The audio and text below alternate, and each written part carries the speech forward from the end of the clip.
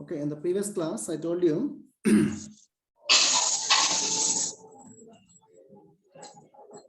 yeah, here I am. So this is the network. For this network, we need to find the transfer function by using the direct method. One more is by using the Miller theorem. So by using the direct method, by using the direct method, this is the transfer function we got. This is okay. So here there are two zeros. Sorry, 1 0. 1 0 is at a by R out CF. Okay, one pole denominator at minus 1 by, so this one. So when we are going to direct analysis, finding the transfer function, we have two roots. One is the pole and one more 0. Now the second one is we are going to apply.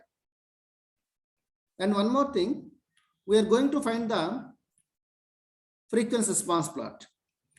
Okay, so here is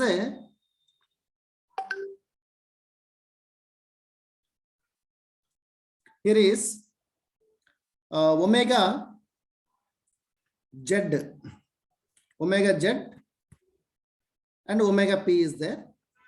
This is 0. This is pole. Suppose omega p is far less than omega z. Then the frequency response plot is this much. See, this is the first you can take from this one, because omega p is less than omega z, omega p will come first. Since in the transfer function 1 by s term, omega p means denominator root. 1 by s term means the gain is changing from 0 dB to minus 20 dB. Gain is increased to minus 20 dB. Okay, after omega p, you will get the omega z. Omega z means numerator root. Numerator root will contribute plus 20 dB slope. So that minus 20 plus 20 becomes 0 dB. This is the omega pc or omega p. This is omega z. Omega p is that means at this point pole will exist. Pole will come into the picture. Okay, so that from 0 dB slope, so added minus 20 dB slope, so that it becomes the minus 20 dB slope. Okay, at this corner, at this frequency, omega z will come into the picture. Omega z means zero frequency. So then plus 20 dB will get. So that minus 20 dB plus 20 dB becomes 0 dB. This is the frequency response plot of the transfer function. This is for the pole, this is for the 0.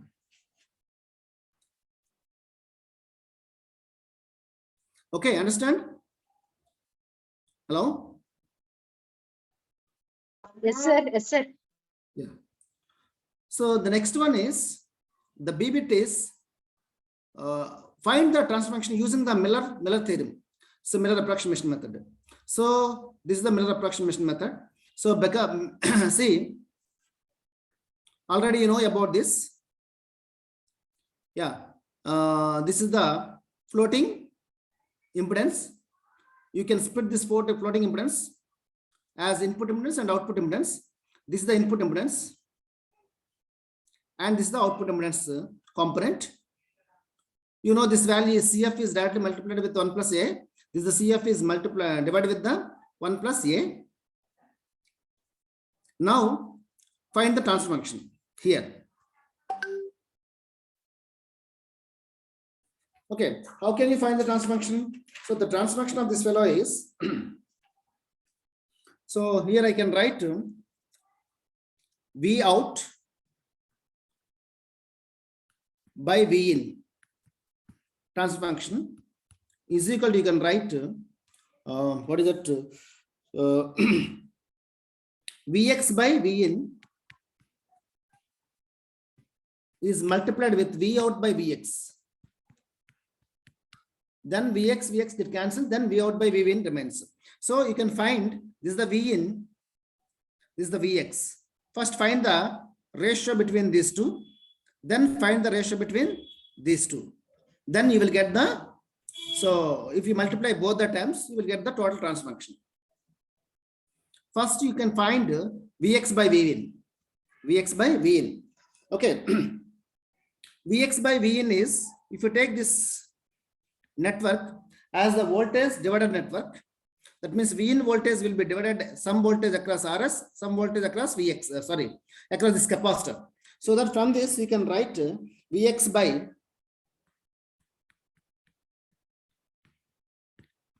V in is equal to, Vx by V in is equal to, you will get 1 by 1 plus A. 1 plus A is multiplied with Rs, Cf, S plus 1. This is the Vx by Vn. So if you want clarity, then Vx means voltage across this capacitor, so that Vx is equal to, so the impedance of this fellow is 1 by 1 plus A into Cf S. Okay. And is multiplied with the, this is Z.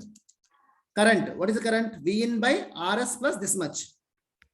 V in by Rs plus, what is this? 1 by 1 plus A into Cf into S. After simplification of this, you will get this one. Vx by Vn is equal to 1 by 1 plus A into Rs Cfs plus 1.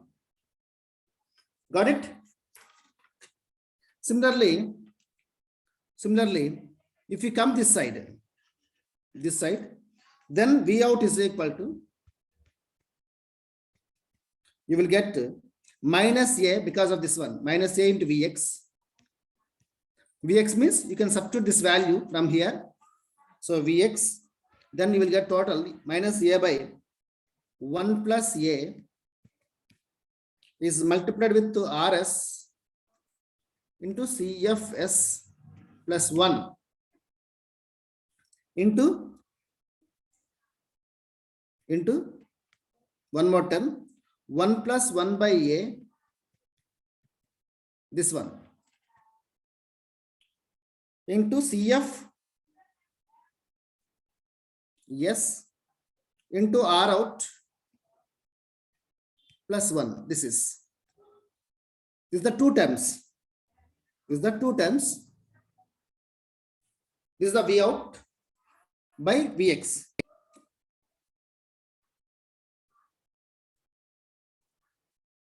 Vx by Vn, this is total. Yeah. Okay. I hope you can find, you understand Vx by Vn. This is the term 1 by 1 plus A into Rs plus Cfs plus 1. Similarly, you can get the V out by Vx is like this. V out by Vx is equal to minus A by 1 plus 1 by 1 plus 1 by A into Cfs into R out. Okay. So once you multiply by these two terms, Vx by Vin and V out by Vx, Vx by Vin into V out by Vx. These two terms, this is one term, this is one more term. We multiply, then you will get this term, total transfer function. So I hope you understand.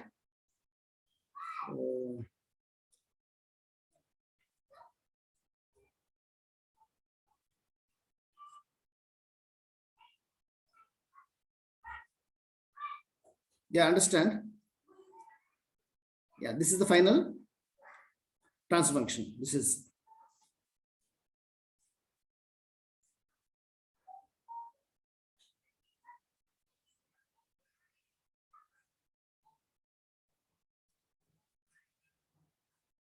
Yeah, this is the total transfer function. So you can observe the direct analysis. In the part A, this is the Miller theorem analysis. in the part B. If you compare those, you can understand two things. The first observation is, in the numerator there is no root. No root means no 0. In the denominator you have two roots. This is one root, this is one more root. So in the denominator, two roots means two poles. So I think in the first direct analysis and this analysis, if you compare both the analysis, in the first analysis we got 1 0 1 pole. In the Miller, by using Miller theorem, we got only two poles, no 0. This is the problem. Okay, so Miller approximation has eliminated the 0 and so predicted two poles of the circuit. Understand? This is the problem. As that means earlier I discussed that CF at high frequency we cannot do like this. Okay, understand? Hello? Yes, sir. Yes, this already done. Okay.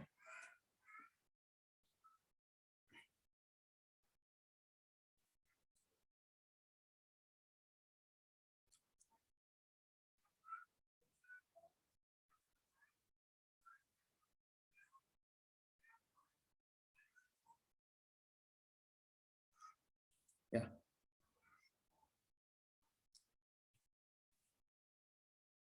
Okay, as observed in the example 4, Miller approximation converts a floating impedance to two grounded impedances, allowing us to associate one pole with each node. Okay, so it is helpful to bear in mind that FT is the short circuit frequency of a mass transistor is roughly GM by formula is GM by, this is the formula. So GM by 2 pi CGS. This is the formula. FT is equal to the frequency, the unity gain frequency you can say FT is equal to GM by 2 pi CGS and can be exceed 300 gigahertz. So in the technology. Okay. So where FT, that means short circuit frequency or unity gain frequency FT is proportional to the VGS minus VTH. This is the excess voltage. As we push the device for low voltage operation, so we tends to reduce this low voltage operation means, that means VGS value is small. If you reduce this one, FT also reduces. Where FT is what? Unity gain frequency. Unity gain frequency. Unity gain frequency means, suppose if you find the response like this. Okay, so suppose the gain is, this is the gain. So at some frequency gain is 1. Suppose gain value is 1 at this frequency. This is the FT. Understand? Hello? Do you understand? Unity gain frequency FT? Yes, sir. Okay, high frequency model for common source. Okay, when now come to the common source stage. This is the common source amplifier. Okay, these are the capacitors existing. Gate to drain, gate to source, and so drain to body capacitors. This is the source with source resistance, and RD is the load resistance, CS. This is the CS, already you know about. Only the difference is in the second module and here, this capacitors presented. Capacitors presented. Okay. CS topology exhibits relatively high input impedance. The CS characteristics are high input impedance and voltage gain also. So with minimal voltage headrooms. Okay. So it finds wide application in the analog circuits, so that we need the frequency response of this fellow. CS common source amplifier frequency response we want to find now. Frequency response means, how can you find the frequency response? First find the transfer function of this fellow. Okay, Then find the poles and zeros. Then draw the frequency response. First, find the transfer function of the circuit. Second one, poles and zeros. Then frequency response plot. These three things are required. For transfer function, we need for getting the transfer function, we need the small signal model. Equivalent circuit. This is.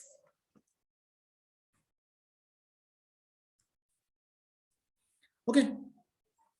In CS stage, driven by the finite source resistance, okay, RS, all the capacitances in the circuit, that is CGS, CDB, are grounded. Yeah, grounded. This is grounded, and this is grounded. And one more capacitance. This is the gate to drain capacitance existing between the input and output. So in reality, the circuit also drives a load capacitance, which can be measured with the CDB. So drive actually here is a one load capacitor. We must be there. So here we combine both.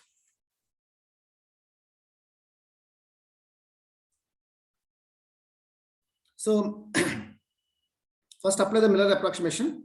Assume lambda value 0 and M1 operates in the saturation. First estimate the transfer function of the transfer function with associated poles and zero nodes. Okay.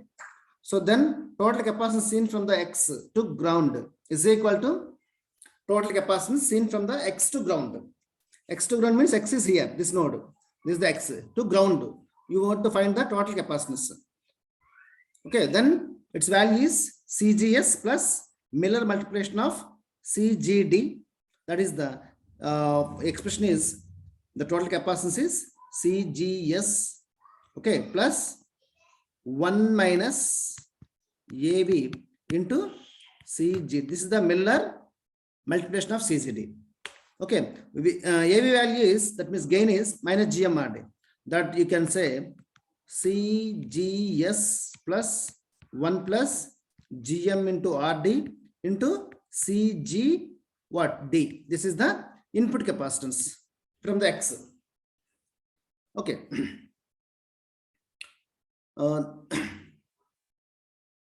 Yeah, this is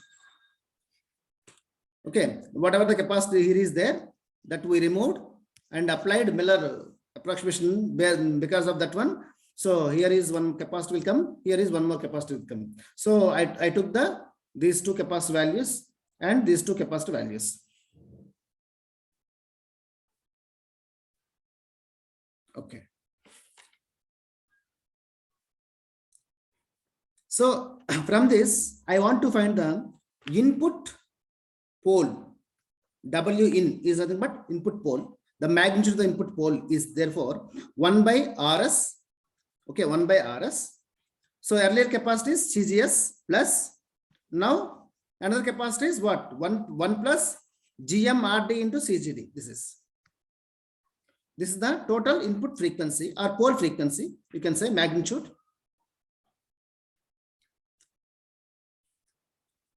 Yeah. So at the output node, yeah, come to this point at node Y. The total capacitance seen to the ground is this CDB plus Miller effect of CGD, whichever is there. That is equal to what is that one?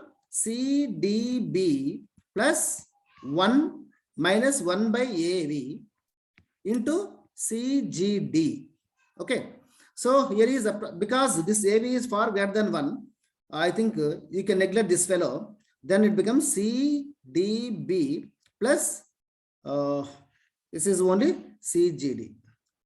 That's it. That is output capacitance. So now with the output capacitance, you can find at output node, you can find output pole. Output pole. That is the 1 by RD. This is the 1 by RD is multiplied with the capacitance. How much? This is the capacitance value. So here, because after application of the Miller approximation, you have two nodes, two nodes. You have two poles. One pole is this one, another pole is this one. I can say this pole is input pole and this pole is the output pole. Are you understand? Hello, students. Do you understand this one? Hello. Sir, yes, sir. Yeah. Okay. So this is the input pole magnitude. This is the output pole magnitude. The difference is what here and here is here mostly simplified at output node. The capacitance value is mostly simplified because of output capacitance value is Miller multiplication capacitance value is 1 minus 1 by AV or 1 by A into CGD, where 1 by A value is far greater than 1, so that 1 by A becomes very less, so that I neglect that. Then simply you got CBD plus CGD. So this is output node, output to pole. Another approximation of the output pole can be obtained if RS is very relatively large. One more approximation we can apply here. Simplify the circuit shown in the figure here. Yeah, the same circuit. Okay, I remove the RS here. Earlier circuit RS is kept like this. Now RS is removed, so that you can say here ZX is equal to 1 by C equivalent is parallel with 1 by C equivalent is parallel with these two are in parallel, so that CGD plus CGS by CGD into 1 by GM1. 1 by GM means this is this resistance. 1 by GM1 is the resistance of this fellow. So Z equivalent is up to here. ZX is equal to 1 by C equivalent S is parallel with this term. Okay, so where C equivalent is how much? C equivalent is nothing but these two parallel combination. CGD into CGS by CGD plus CGS. Okay, thus the output pole is roughly equal to, now output pole is, because so this impedance is calculated here because of this RS is removed. Okay, this is connected to this node. You can say the output node is or output pole is R out is equal to RD is parallel with this term into, okay, is this C equivalent up to here is C equivalent, this one is C equivalent plus CDB. This is these two capacitors. Okay, so one method is including RS. Now in the second method, what we are going, we removed the RS value, we neglect the RS value. Then what happened? So you got this one. So then you can find the up to this point, what is Z equivalent? Then simply you can write the Z equivalent is nothing but while you are calculating the output pole is equal to, so omega out is equal to 1 by this RD is parallel with, so this entire thing. Okay, then this if you say this capacitor is only this capacitor C equivalent, then plus this one because of parallel combination.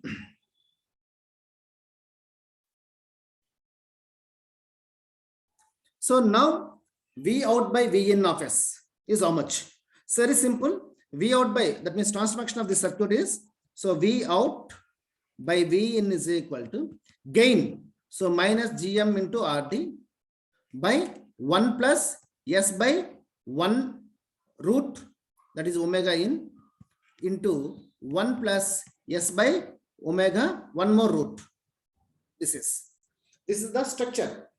Okay, minus GM into RD, that means gain by, so because we have the two roots in the denominator, one is you can write 1 plus S by something, and one more is you can write 1 plus S by something. So one is the S by omega in, and omega in means input pole, and omega out is the output pole.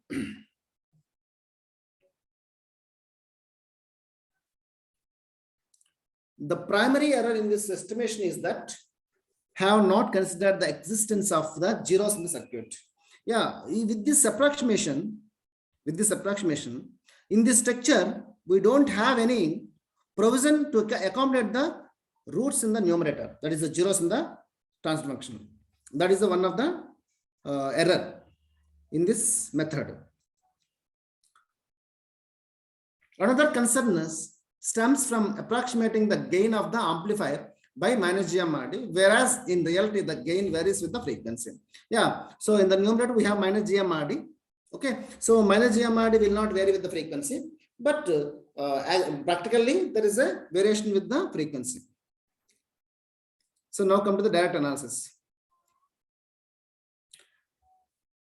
So now obtain the exact transfer function, investing the validity of the above approach. Yes, whatever the roots we got, that is minus GMRD by 1 plus S by omega in into 1 plus S by omega out. Okay, we'll this is only approximation method using for the common source space. When we are applying the direct analysis, okay, what will you get? We'll see. Yeah, so for applying that one, as I told you, first to get the transfer function, first you need to draw the what is that one? Small signal equivalent model of the CS amplifier. This is the CS amplifier small signal equivalent model. So it has all the components: input RS, the feedback capacitor, and output load and output capacitance.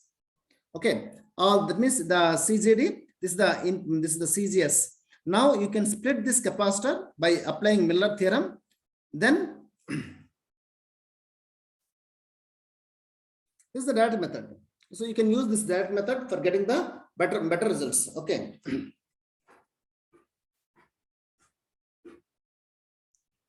Yeah, see, apply a node equation here. Okay, and here also. Two nodes are there. This is one node, this is one more node. So one node is Vx, voltage is Vx, one more node voltage is Vout. Apply node equation. So then current going this side, and current going this side, and current going this side. Three currents are there. So all the currents at that node, sum of all the currents at the node is 0. Okay, this current is Vx minus Vin by Rs. This is the first term. This current current going this side is Vx by V. This current is Vx by whose impedance is 1 by CGS into S. Okay, that is equal to Vx is multiplied with CGS S. This is second term. And the third term is current is going this side. So Vx minus Vout. So by this impedance, what is this impedance? The impedance of this one is 1 by CGDS is equal to 0. This is the first equation. Second equation is apply second nodal equation at this point. KCL. Current going this side, current going this side, current going this side, current going this side. So four components is equal to sum of all the four components is equal to 0. Okay, first one is, for example, you can say this is. Okay, so what is this current going this side is? So current going this side is, this is the V out minus Vx by the impedance. This is first term. Second one is this current directly there, Gm into Vx. Second term. Third term is V out by Rd. This is third term. Fourth term is V out by 1 by CdB into S. This is equal to 0. These are the two equations. Okay, two KCL equations at two different nodes. Got my point? Hello? Hello? Sir. Yeah. So from these equations, you can find the Vx value. Okay. So I think you can get the Vx value from any one of the equation. I think it's better. Vx terms are more here, or here also same thing. You can get it from here. So then Vx is equal to minus V out is multiplied with the CGDS. Okay. GDS, this is plus 1 by Rd plus CdBs by, this is the Vx term, this is one Vx term, and this is one more Vx term. So Gm minus CGDS, this is the Vx vector. So now equation 1, equation 2, equation 3, Okay, 3 can be substituted in the 1. Then you will get the, whenever you are substituting Vx value here, then you will get this equation 1. Equation 1 is having only V in and V out terms. Then you can find the transfer function easily. So V out by V in is equal to, after substituting the Vx value in the equation 1. Okay, so then you will get this equation, and finally you got this is the transfer function. V out by V in. This is the transfer function. Is equal to, what is that one? CGDS minus GM into RD by, so RS RD into delta S square. So plus RS into 1 plus GM into RD CGD plus RS into CGS plus RD into this much into S plus 1. Okay. So this is the, this entire term is S term. This is the S square term plus 1.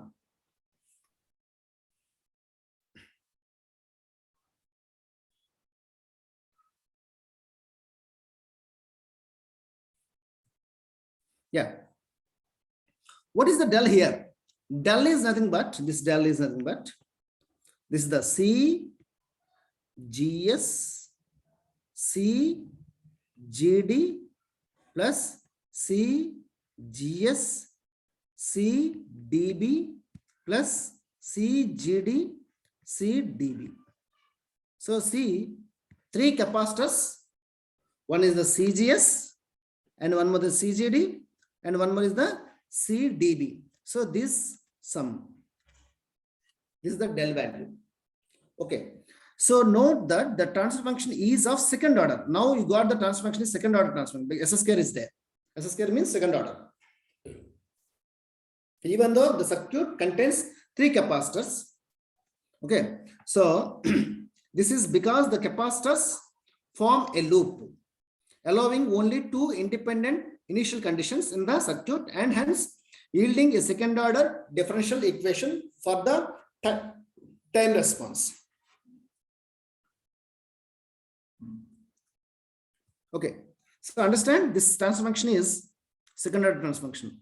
So this is the we are doing data analysis. Okay, in the data analysis, whatever the amplifier is there, for that draw the small signal model, then apply the loop equations, then find the transfer function simply. So anyhow, here is we got second order transfer function. That means in the denominator we have the equation have the second order terms. Okay, that is because of looping. Special cases. So while the dominant denominator appears rather complicated, it can yield. So it can yield. Okay. So while the denominator appears rather complicated, it can yield. What is that one? Institutive expressions for the 2 poles. In the denominator, 2 poles are there because S square term is there. Okay. So WP1, WP2. If we assume that WP1 is less than the WP2, that means first pole 1 is magnitude is less than the pole 2 magnitude. This is called the dominant pole approximation. So that means this is the denominator. I can write like this earlier. What is that one? 1 plus S by omega P1. So 1 into 1 plus S by omega P2. So you can write this, you can expand this. If you multiply this, then you will get S square by, if you multiply this and this, then S square by omega P1, omega P2. Okay. So this into this is 1 by omega P1. This into this is 1 by omega 2 into S. 1 into 1 is 1. This is the expansion of this form. Expansion form of this fellow is S square by 1 by S square by omega P1 into omega P2 plus 1 by omega P1 plus 1 by omega P2 is multiplied with the S term plus S. This is the second order.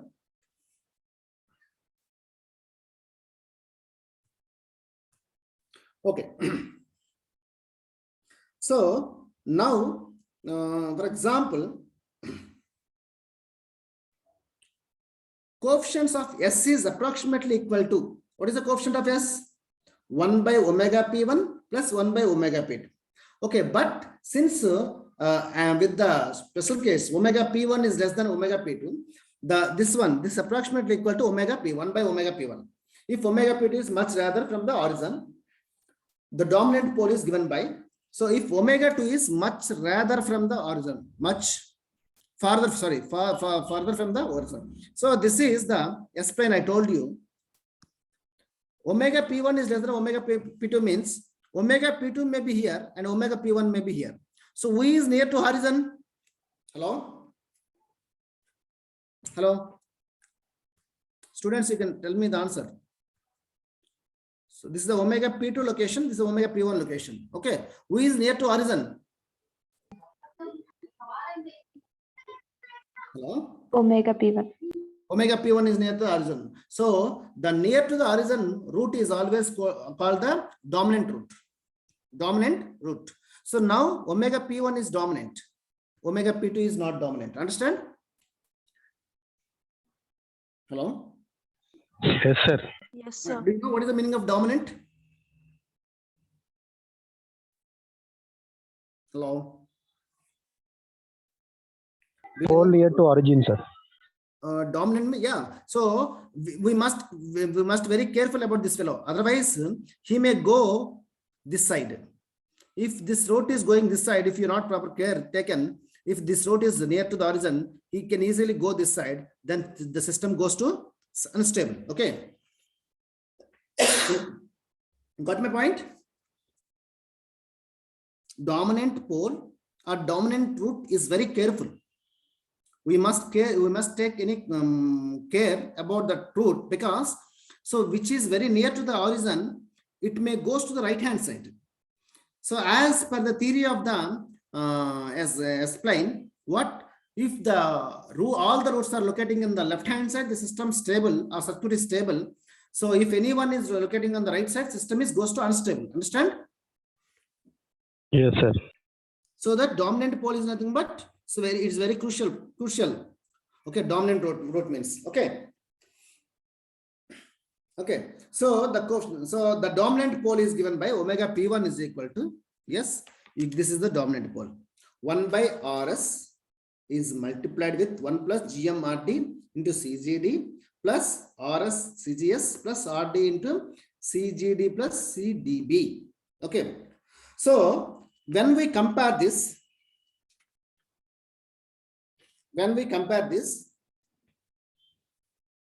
this is comparing with the earlier we found omega in, that means input pole magnitude, that we got this much earlier. 1 by RS is multiplied with CGS plus 1 plus GMRD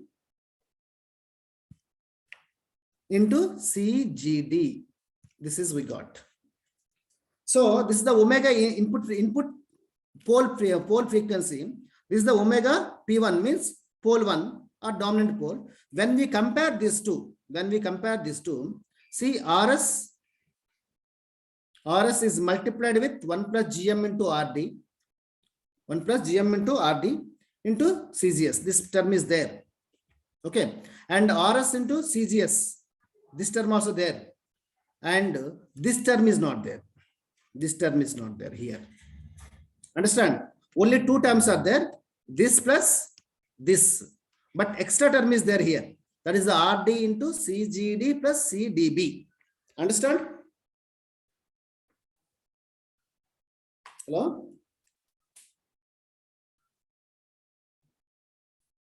Okay.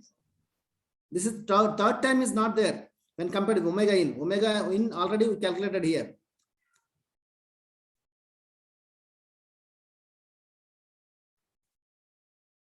Here is omega in calculated. Input pole. Okay. So if you compare these two, one extra term we got.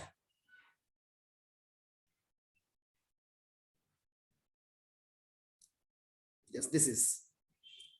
So this is the only the term between the difference between the input pole magnitude or frequency and so this pole 1 or dominant pole frequency. Okay, sometimes we can neglect this fellow. So when we neglect this fellow, then omega P1 is equal to omega in. Got?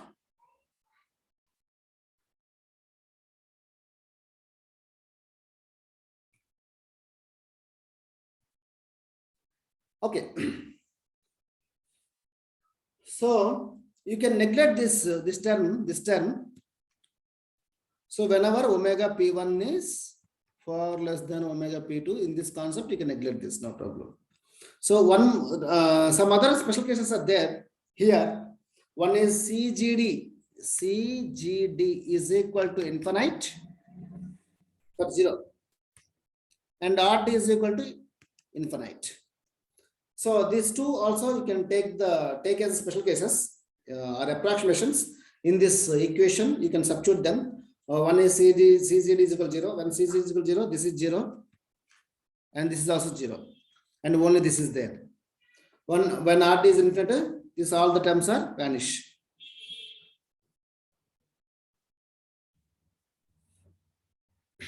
The only difference is this much already you know. So the key point here is that the intuitive approach of associating a pole with the input node, providing a rough estimation with much less effort. Miller multiplication CGD is the low frequency of the, okay. And one more is omega P1 is far less than omega P2. One more and one more special case is CGD. CGD is equal to 0 and RD is infinite. So this is, okay, understand?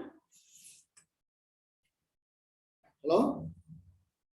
Sir, sorry, previous slide play cheyna. Ida. Yes, sir. 1 second. Okay, sir.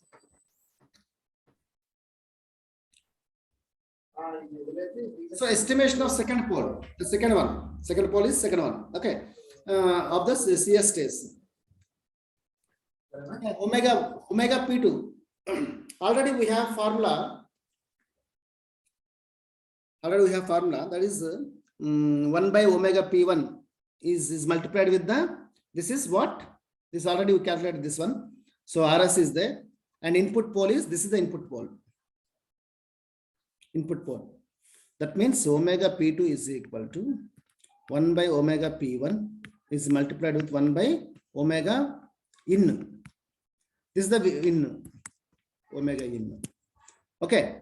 So in this RS is taken care, so that earlier the RS is not there, so that I include the RS value also.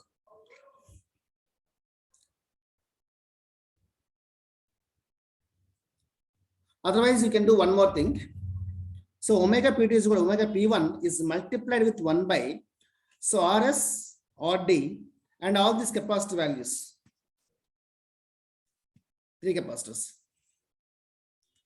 So 1.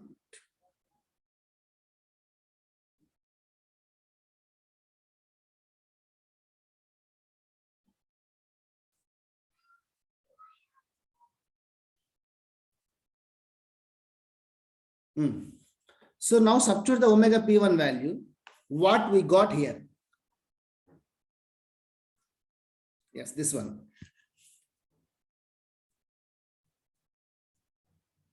Yeah. So then omega P2 value is this much. This is the second pole.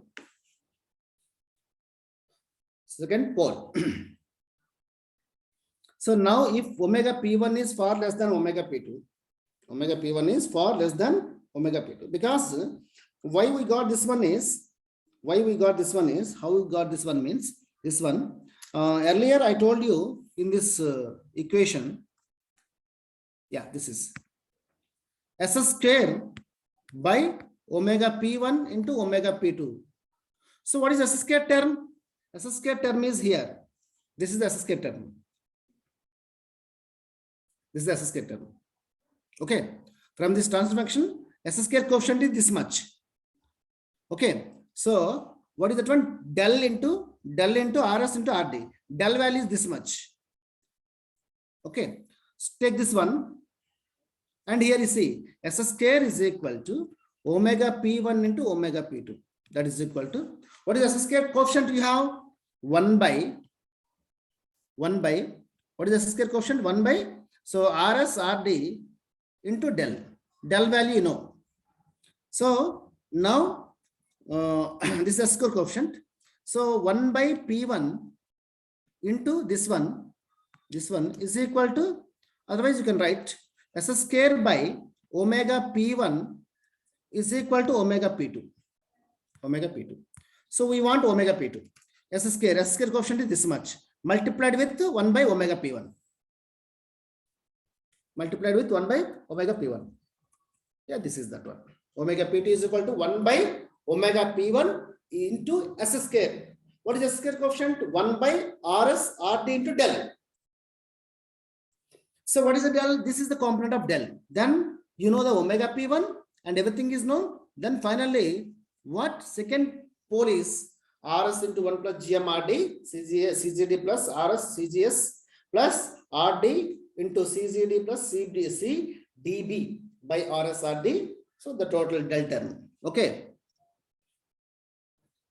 Now, suppose if omega P1 is far less than omega P2, as a special case, if CGS is far greater than this term, CGS is far greater than 1 plus GM into RD into CGD plus RD into this one, then this term is cancels and this term can be negligible. Only you can keep this term.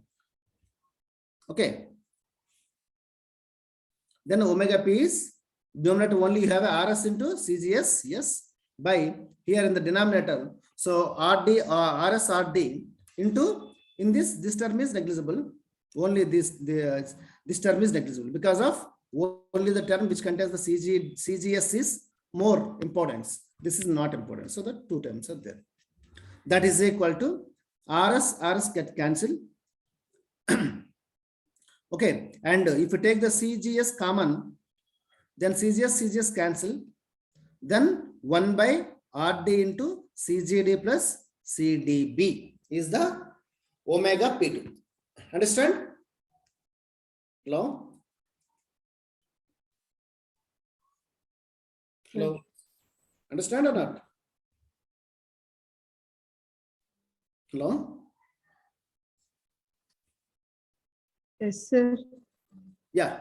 So this is again compare with the, if you compare this one with the V out, W out. W out means output pole frequency. We'll go once back.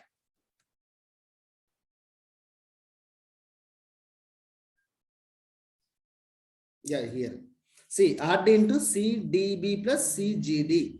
Both are same. Omega P2 and omega out. Both are same.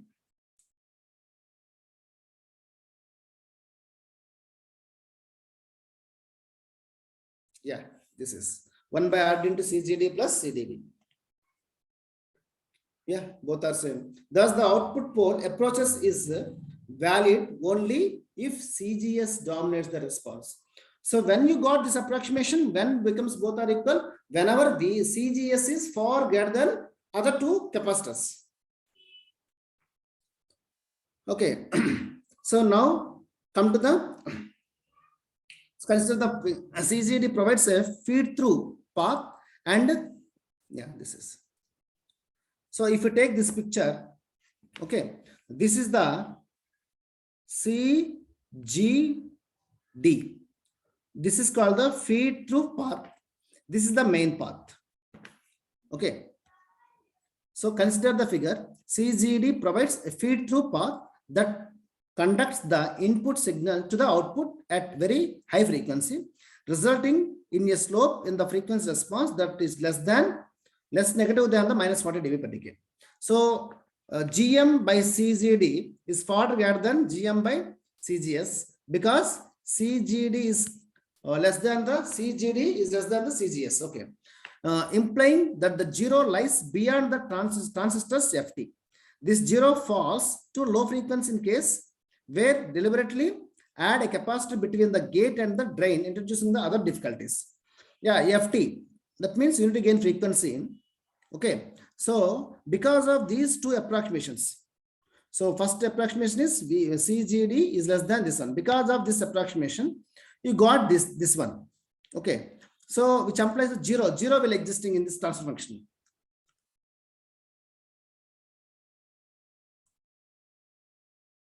Yeah. So this is the if you try to draw the what is that one, frequency response of the circuit. This first you can start in this one. Then omega P1 first pole is existing. Because of that one, minus 20 dB slope is coming. Then second pole is existing. So that one more minus 20 dB is added. Then minus 20, minus 20, minus 20, minus 40. Then at this moment, 1 0 will appear. That means because of this one, this minus 40 plus 20 dB becomes minus 20 dB per decade. This is the magnitude Bode plot or magnitude frequency response of the what? The CES amplifier. So here is already omega P1, omega P2 both are calculated, but 0 is not calculated. So to find the 0, this approach is this is the. So we want to find the 0. To find the 0, you can what is that one, short circuit the output, okay, and make it output current is 0. Then find this one. The 0, that means SZ also to be computed by the transfer function. So then S is equal to SZ. For a finite V in, this means V out, okay, of SZ is equal to 0, and hence the output can be shorted to ground at this frequency with no current flowing through RD or the short. Okay, so whenever no current is flowing, therefore the current to the CGD, this is, and M1 equal and opposite. So because there is no current this side, no current is flowing this side, and no current is flowing this side, then here the current and here the current both are same, but opposite in direction. So then you can write V1, V1 CGD into SZ is equal to this equal to GM into V1. So from this concept, SZ is equal to GM into GM, V1 will cancel, GM by CGD. Yes, that is the 0. Okay, so this is the 1 0. This 0 value is I think omega P1 is less than omega P2 is less than omega Z. This is the condition of that above frequency plot. So understand? Hello? Hello?